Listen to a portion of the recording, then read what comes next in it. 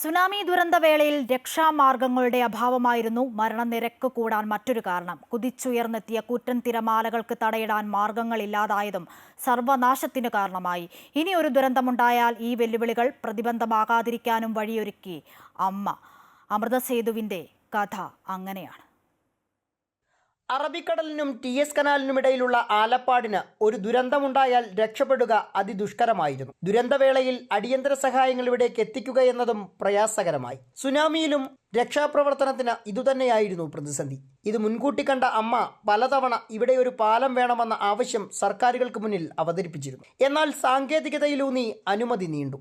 സുനാമിക്ക് ശേഷമാണ് പാലത്തിന്റെ അനിവാര്യത അധികാരികൾക്കും ബോധ്യമായത്. ഇതോടെ മാതാ അമൃതാനന്ദമയി മഠം മുന്നോട്ട് വെച്ച ആവശ്യത്തിന്റെ പ്രാധാന്യം മനസ്സിലാക്കി അധികാരികൾ നടപ്പാലമെന്ന ആവശ്യം അംഗീകരിച്ചു. സുനാമിയുടെ 2ാം വാർഷികത്തിന് തന്നെ അമൃതസേതു എന്ന നാടിന്റെ രക്ഷാപാലം അമ്മ യാഥാർത്ഥ്യമാക്കി. 6 കോടി രൂപ ചെലവഴിച്ചു നിർമ്മിച്ച അമൃതസേതു 2006 ഡിസംബർ 20-ന് അന്നത്തെ രാഷ്ട്രപതി ഡോക്ടർ APJ അബ്ദുൽ കലാം നാടിന് സമർപ്പിച്ചു. വളരെ റെസിലിയൻ്റ് ആയിട്ട് ഒരു വർഷം കൊണ്ട് തന്നെ അമ്മ പെട്ടെന്ന് തന്നെ ആ ഒരു ബ്രിഡ്ജ് ചെയ്തെടുക്കാൻ പറ്റി. കാരണം നമുക്ക് വർഷങ്ങളോളം കാത്തിരുന്നാൽ അതിൻ്റെ ഇടയ്ക്കൊരു സുനാമി വന്നു കഴിഞ്ഞാൽ നമുക്ക് പ്രശ്നവും.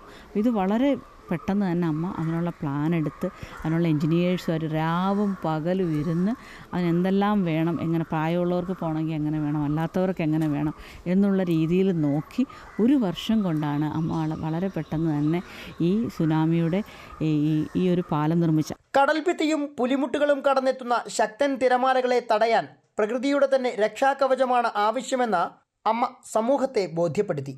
അങ്ങനെ 100,000-ഓളം കാറ്റാടി മരങ്ങൾ മഠത്തിന്റെ നേതൃത്വത്തിൽ കടലോരത്ത് നട്ടുപിടിപ്പിച്ചു. കുറച്ചൊക്കെ കടലെടുത്തെങ്കിലും ഇന്ന് ആ കൂറ്റൻ കാറ്റാടി മരങ്ങൾ കടലോര നാടിന് സംരക്ഷിത കവചം തീർത്ത കിലോമീറ്ററുകളോളം നീളത്തിൽ നിരന്നു നിൽക്കുന്നതും കാണാം. പ്രതിവാളത്തുകളോടൊപ്പം സുജിത് സുരേന്ദ്രൻ, അമൃത ന്യൂസ്, കൊല്ലം.